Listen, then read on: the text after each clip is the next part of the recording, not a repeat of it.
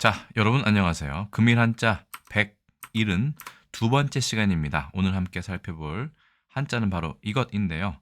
상당히 기본적인 글자 중에 하나입니다만 여기에는 지금 그림에서도 보시는 바와 같이 어떤 동물과 관련이 있는 그런 글자였습니다.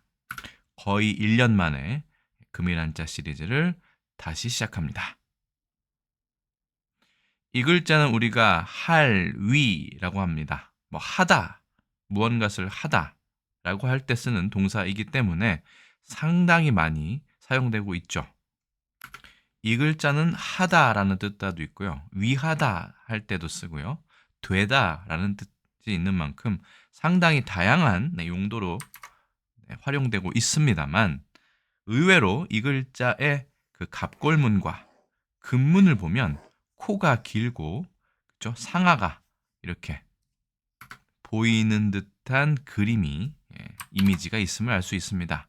게다가 그 위에는 무엇인가 하나가 더 있는데요. 이것은 보통 손톱조라고 얘기합니다. 손톱이라고는 얘기했지만 실제로는 손이라고 보아도 무방합니다. 혹은 막대를 들고 있는 손이라고 보아도 될 것 같습니다. 그래서 이 그림을 잠깐 보시면 손이 있고요. 그죠? 거기에 무언가 조련을 하는 듯한 느낌이 있습니다.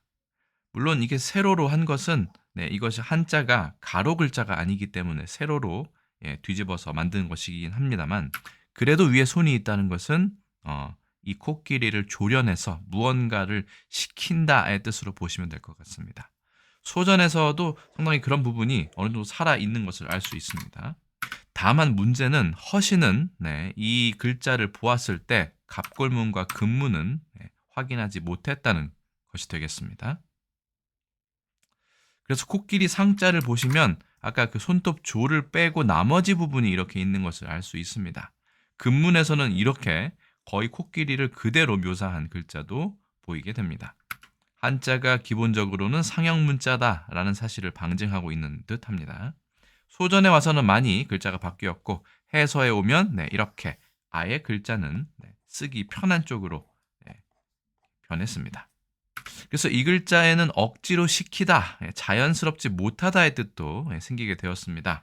그래서 사람 인을 하나 더 넣어서 손뿐만 아니라 사람을 붙여서 거짓 위, 위선이다, 허위다라고 할 때 거짓 위자에도 보면 이 할 위자가 들어가 있죠.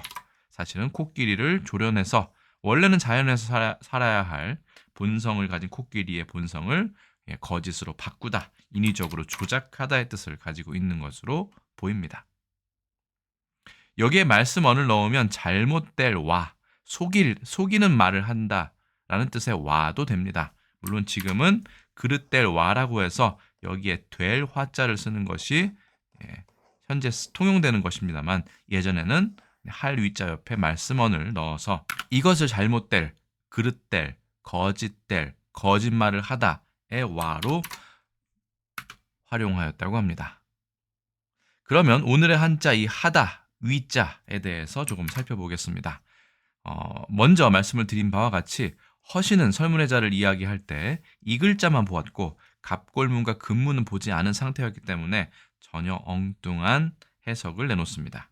이것이 어미원숭이라고 해석을 하고 있는데 여기에는 손톱 조자도 이렇게 있고요. 손톱 조를 그냥 쓰면 이렇게 됩니다. 이것을 좀 납작하게 만들면 이렇게 되는 것이겠죠. 아래쪽에 배가 바로 어미원숭이의 형상이다라고 했습니다. 근데 이는 상당히 빗나간 설명이기 때문에 자세하게 설명드리지는 않겠고요. 아까 말씀드린 대로 사람이 손으로 코끼리를 길들이다 해서 하다, 시키다, 되다의 뜻이 된 것이 아닌가 많은 사람들이 생각하고 있습니다. 그래서 할 위를 한번 써보면요. 우리나라 정자체 기준으로 써보겠습니다. 하나, 둘, 셋, 넷, 다섯, 여섯, 일곱, 여덟, 아홉, 열, 열하나, 열둘 해서 12획이 되고요. 당연히 위에 있는 이 부분이 부수가 됩니다. 참고로 중국에서는 이 글자가 쓰기가 귀찮다고 생각했는지 간화자로 이렇게 씁니다. 그래서 중국에서 우리 정자체만 알고 있는 경우라면 중국에 가도 이 글자가 상당히 많이 보이는데 이 글자를 알아보지 못하는 경우도 생기게 됩니다. 사실 이 글자는 이 신자체 혹은 타이완 등에서 쓰는 번체자에 있는 이런 할 위, 될 위자에 어떻게 보면 속자라고 봐야 될까요? 이 글자를 오히려 더 줄인 것으로 보시면 됩니다. 그렇죠? 그래서 이 글자와 이 글자는 서로 연관이 있다. 우리나라에서는 이렇게 정자체를 쓰고 있다라고 보시면 됩니다. 자, 할 위자가 들어가는 단어 간단하게 살펴보고 넘어가겠습니다. 뭐뭐하기 위주다, 본인 위주다, 으뜸으로 삼는다, 그렇죠? 주인으로 삼는다. 위시하여라는 말도 있죠. 여럿 중에서 어떤 대상을 첫 자리 또는 대표로 삼는 것을 무엇을 위시하여, 그렇죠? 삼는다의 뜻도 있네요. 되다, 하다, 위하다, 삼는다 모두 다 될 것 같습니다. 위인이다. 이때는 되다의 뜻으로 봐야 될 것 같습니다. 그래서 사람의 됨됨이로 본 그 사람. 그래서 우리 위인, 전기 이런 때 위인이 아니고요. 그때는 클 위자를 쓰고요. 이때는 사람이 되는 그 모양 혹은 부정적인 용법으로서 그 사람은 그것을 해낼 만한 위인이 못 된다라고 할 때 그 위일은 이 될 위자를 쓰고 있습니다. 당위성이라고 할 때 당위도 마땅히 그렇게 하거나 되어야 하는 것 있죠. 위자가 들어간 단어 몇 개 더 살펴보겠습니다. 자, 무위자연이다 라는 표현 들어보셨을 겁니다. 도가의 사상에서 많이 쓰는 표현입니다.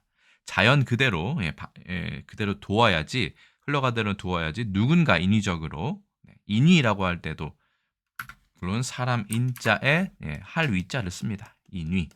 이 얘기는 사실은 이 글자를 한 글자를 줄이면 이렇게 거짓 위자가 되는 것과 같은 이치다라고 보면 될 것 같습니다. 인위. 사람이 원래 자연대로 하는 것이 아니라 중간에 개입해서 무언가 부자연스러운 일을 하는 것이죠. 자기적이다도 마찬가지입니다. 그렇죠? 코끼리는 원래 자연에서 잘 커야 하는데 사람이 데려와서 훈련시키고 본인이 시키고자 하는 것. 예전엔 전쟁에도 심지어는 활용이 된 적이 있죠. 코끼리가. 그렇게 길들이는 것을 말합니다. 행위다. 이것은 그대로 하다, 시키다의 뜻으로 보시면 될 것 같습니다. 영위한다 이런 말도 있죠. 일을 꾸려 나간다라고 할 때도 쓰고 있습니다. 그래서 금일 한자는 준 4급에 배정되어 있는 하, 할, 위자, 되다, 여기다, 위하다의 여러 가지의 의미를 가지고 있는 이 글자에 대해서 알아보았습니다. 아울러 파생되는 사람 인이 붙어 있는 거짓 위라든가, 그렇죠? 혹은 코끼리 상자와 이 글자가 어떻게 관련이 되어 있는지, 그리고 예전에 그릇될 위자를 이렇게 말씀원에 쓴 적도 있다라는 사실까지 아울러 말씀드렸습니다. 코끼리를 길들이다에서 왔지만 지금은 그 모양이 많이 변해버린 이 글자 할 위자에 대해서 알아보았습니다. 오늘 이 한자에 대한 설명 어떠셨는지 궁금합니다. 댓글로 알려주시고요. 저는 또 다음에 다른 컨텐츠에서 다시 인사드리겠습니다. 여러분 안녕히 계세요.